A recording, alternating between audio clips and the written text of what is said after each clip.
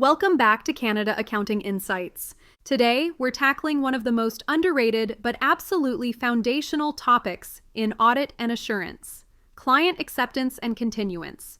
If you've ever wondered why audit firms don't just say yes to every client, or how auditors decide whether a relationship should continue, or what goes into the engagement letter that sets the tone for the entire audit, this video is for you. But before we dive in, don't forget to like the video, subscribe to the channel, and hit the notification bell so you never miss any of our deep dive accounting lessons.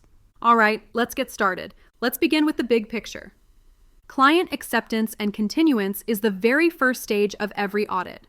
Before planning, before risk assessment, before any testing, the auditor has to decide, should we take on this new client or should we continue working with an existing client? This step protects both the audit firm and the public because associating with the wrong client can expose the auditor to legal risk, reputational damage, unpaid fees, or independence issues. And this process always involves two major steps. 1. Identifying and assessing engagement risks, and 2. Establishing engagement preconditions. So let's break these down one by one. Once a firm decides it might take on or continue with a client, the auditor has to dig deeper and ask, is this relationship appropriate, ethical, and safe for the firm? To answer that question, we evaluate 4 key areas. 1. Client integrity. This is the most critical factor. If management's integrity is questionable, it doesn't matter how good your audit team is. The risk becomes too high. The auditor considers the client's reputation in the business community, the integrity of management, directors, and key stakeholders, whether the client is cooperative and transparent, whether they have a history of aggressive accounting choices, their risk culture, their willingness to pay audit fees, any concerns such as money laundering, regulatory investigations, or legal disputes. For new clients, auditors also ask the predecessor auditor, is there any reason we should not accept this engagement? That simple yes or no answer can be revealing. And here's the key takeaway. If management cannot be trusted, the engagement must be declined. No exceptions. Once client integrity checks out, the next question is, do we have the right team, time, and expertise? The engagement partner must ensure the audit team is competent, sufficient staff and time are available, specialists can be brought in if needed, like valuation experts, actuaries, or IT specialists. If the firm cannot safely perform the audit, they must decline, even if the client is eager to hire them. Next, we move into ethics. Before accepting a client, the firm must confirm that no threats to independence exist, including self-interest threats like owning shares in the client, self-review threats, familiarity threats, advocacy threats, intimidation threats. Firms typically circulate the client's name internally so staff can disclose any conflicts. If independence cannot be safeguarded through actions like removing a team member or selling a financial interest, the audit must be declined. For continuing clients, these procedures are repeated every year. Transitioning now to returning clients. For existing engagements, auditors must evaluate changes that occurred since the last audit, such as management turnover, new business risks, financial distress, press coverage, issues identified in the prior audit. These may increase the risk profile enough to reconsider whether the engagement should continue.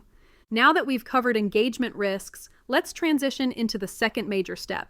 Before accepting or continuing an audit, certain preconditions must be met, meaning both parties must understand and agree on the basis of the audit.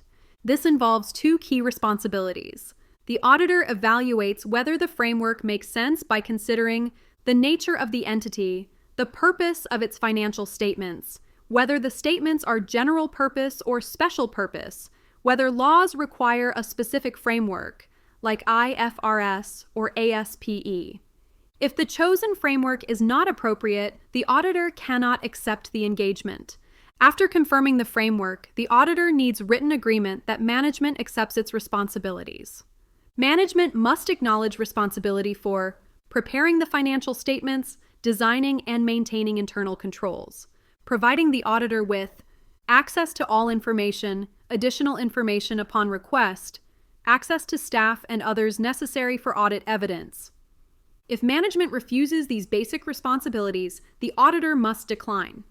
Sometimes preconditions aren't met because something prevents a proper audit. For example, missing or incomplete accounting records, poor internal control, restrictions imposed by the client, scope limitations. If these conditions undermine the ability to perform an audit, the engagement must be declined, or the client must accept that the audit report may be modified. Transitioning now to public companies.